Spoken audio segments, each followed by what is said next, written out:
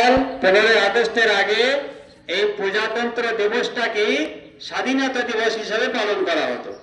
তারপরে যখন এই যে ডক্টর আম্বেদকরের দ্বারায় যে নিয়ম নীতি, দেশ কিভাবে চালাতে হবে, কার কতটা অধিকার আছে, কি অধিকার আছে, এইগুলো যেদিন পাশ হলো সেদিন থেকেই আবার এই 15 আগস্ট স্বাধীনতা দিবস পালন করা শুরু হলো।